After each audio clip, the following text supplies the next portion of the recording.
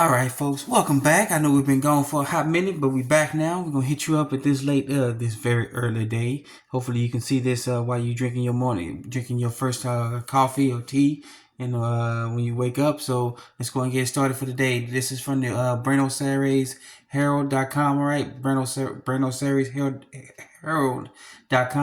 Alright, this has to do with the president and the vice president of Brazil. If I'm wrong, please let me know. Oh no, I'm sorry, Argentina. Sorry about that. I don't want to mean to offend nobody.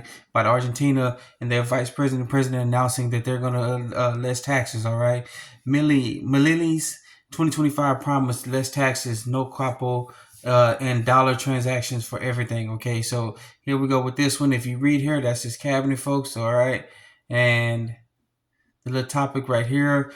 In 37-minute presentation, if I butcher this, please let me know, Argentina folks. All right, I'm sorry. Milei announced that our current control, known as CPO or CEPO, I'm butchering that again, will be lifted in 2025. Dollar transactions will now be allowed for all operations previously reserved for only pesos, and that the government will be working on a new taxation scheme that will eliminate 90% of all taxes. A lot of times the wording on that is what they call it, a taxation scheme. Sometimes when people want to do what's right by the people, the media, don't just think that the media here in the States is the States are just one entity of let's say people who don't care about us, but they're all locked in around in the entire realm. Okay, they're all the same media, they're all owned by the same people, they all talk the same crap. Anytime you try to help the people, they go in overdrive to say it's a scheme, it's a scam, it's whatever. And hopefully these politicians in Argentina are really doing the right thing. All right, so just leave you with that one. Let me know what you think about that one. This is from the Buenos Aires Herald.com. Buenos Aires Herald.com. All right, Buenos Aires Herald.com. Ooh, another ad. I try to get rid of these things, and they just keep popping up. All right, this is from the bignewsnetwork.com. All right, bignewsnetwork.com. Burkina Faso receives first gold bars from processed mining residues.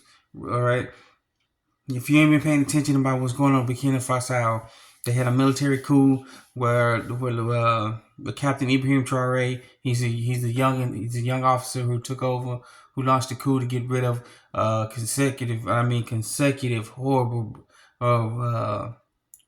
corrupt regimes who have been bankrupting their country, who have been bankrupting their land, and he took over and is now leading. He's kicked out a bunch of folks. He's a lot of things are going on in Burkina Faso for the people. He still got a lot of work to do, but one of the major things he wanted to do was kick out all the foreign miners who have been profiting from the Burkina Faso's natural resources, and he finally booted them out, got them out of there. They having to make them pay their fines. They don't pay their fines. He's still throwing them out, even if they are paying them. Okay. And one of the things they did, they took back their own gold mines, and they're now buying stuff using their own gold. All right. They've allowed their own people to come in there. They're now working. They're now getting their own certification. They're processing their own precious metals. And look, here we go. Hard work pays off. It took a few years, but they finally got the act together. They finally started getting their own gold bars. And imagine what they're gonna do with their own money, and how they can go outside of their borders and say, "Well, we got the real money here, not digital stuff, not IOUs. We got the real deal." And if you're a business owner, you want to deal with Burkina Faso, they can actually pay up on the spot. Guess what? You're dealing with them, all right? So get good news for Burkina Faso. To the people of Burkina Faso, good on you. Keep it on pushing, all right? This is from bignewsnetwork.com, all right? Let me know what you think about that one. Yes, I did give a shout out to Burkina Faso because it's one of the countries where they got rid of a bunch of, like I said, of multi-decades of corruption, all right? So bignewsnetwork.com, right? Bignewsnetwork.com. All right. Then we go to zerohedge.com, all right? Moody's cut France and surprise downgrade amid mounting political chaos. The hits from France, that France is taking is on multiple levels, okay, on multiple fronts. Remember, the French government parliament has been dissolved. Macron is in deep trouble. They're taking hits left and right. They're being thrown out of multiple countries that left and right, especially in Africa. They're being told to get out. They're being not just told to get out, but they're being forced to leave.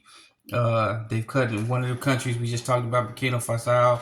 They've actually cut the power to their bases, telling them to leave and get out, don't come back. They're throwing out their embassy. Some of the ambassadors are being told to go home, and not to mention what's going on overseas for France. Outside of France, you got the issues internally. You don't hear about that much on the mainstream media. They talk about nothing about this, nothing this, the Orange Man, but France has got some major issues going on. Okay, and with their economy just as not worse. Hopefully it's not worse than ours, but I hope it's not. But it's just as worse as ours is. Moody's went ahead and downgraded them. Okay, and go ahead and read the article. You'll see about that one. And people ought to forget, Moody's also downgraded us. Remember when Moody's downgraded us, and let's say the big T dude went ahead and said, well, I always think of America as AAA. I should let you know right there that they don't care. All right, this is from zerohedge.com, right? Zerohedge.com. All right, and let's get the hits. Keep on hitting us up. All right, this is from Reuters.com. All right, U.S. budget deficit climbs $367 billion in November on calendar payment shifts. All right, they can come up with all the fancy words they want, but our budget deficit is reaching $100 trillion every 100 days. All right, remember earlier this year we reached 35 trillion. Now, if you go to USDebtClock.org, what are we at now? $36 trillion, threatening $37 trillion. Okay, so this just didn't keep on coming.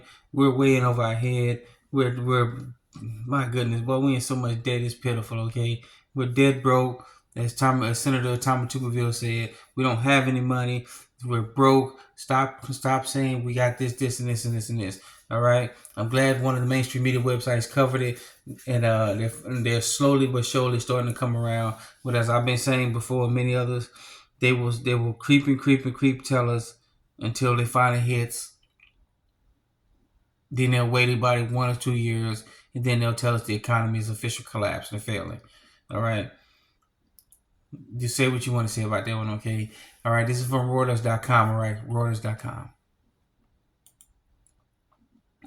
All right. And then we got an article here from AOL.com, right? AOL.com. Florida citrus growers brace for the smallest production in 95 years following hurricane diseases, all right? Florida is one of the orange capitals of the realm. Great oranges from there, especially if you get them fresh, all right? All right, sorry about that. Okay, so yeah, one of the good things about it is, and expect from Florida, they do produce oranges, do produce a lot of stuff in Florida. Okay, so let's get back to it.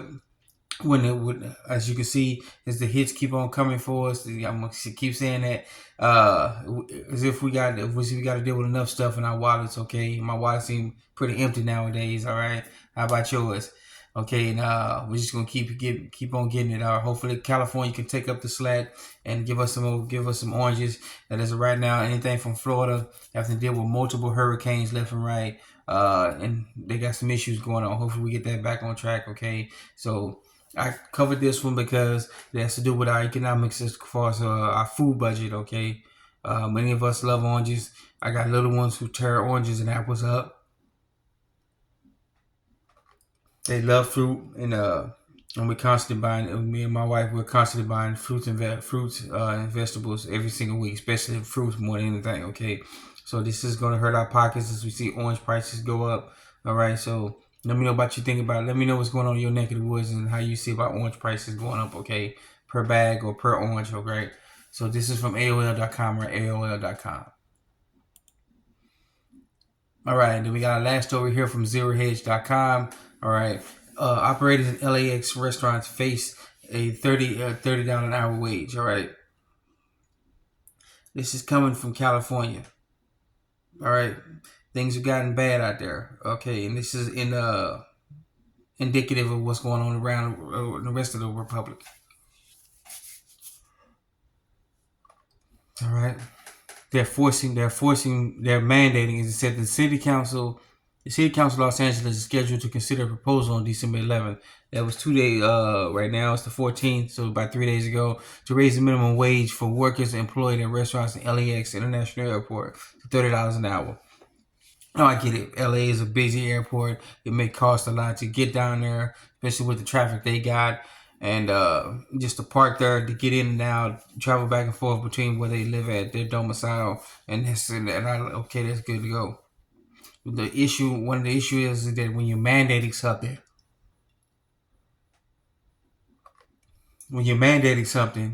they might agree to it.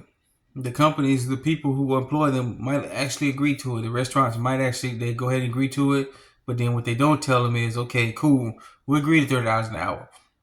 They go ahead and pass it. They give it to them. Next thing you know, about 1 or 2 years later, about 60 to 70% of their staff and them was gone, and they done fully automated everything. That's what happens when you try to mandate that businesses give more money. Because remember, a lot of times we don't think about how much it costs to overhead, how much they pay in taxes to the airport to be there, how much they pay in taxes to the city of Los Angeles to be there, the county of Los Angeles, and the state of Los Angeles, not to mention the federal taxes they got to pay. So remember, they're paying the airport tax to be in there, the city tax to be in there, the county tax to be in there, the state tax to be in there, and the federal taxes to be there. All right, that's 5 different taxes they got to pay, and plus overhead, plus all the inventory they got to keep, the constant licensing they have to reapply for every so often, not just from the city, the county, and the state. All right, they go after all of them, okay, and whatever certification you got to do from the feds. All right, so they keep doing this stuff. They keep mandating everything, and next thing you know, it wind up backfiring. They wind up getting rid of a bunch of employees in favor of automation. All right, just want to hit you with this one and let you know about what's going on. Okay, once again, I want to thank you for joining us. Another Smelly Gamma News. I want you to please be safe, please be sound. All right, like, subscribe, and comment. Hit that notification bell. Smash that like button. All right, even if you don't. I highly encourage you, if you find a topic that's good that you want to see about more, go ahead and fast forward through the video and look at that one, okay? All right, once again, I want to thank you for joining us. Not just Like I'm News. I want you to remember, you're your own best financier, your own best credit union, your own best savings and loans, all right? You're your own best banker. Well, thank you for joining us again. Like I'm News, save your sound. Let's get it started. Oh, I'm sorry. Take care of yourself first, then your family, then your neighbors, then your communities, okay? All right? Once again, thank you for joining us. Let's get started.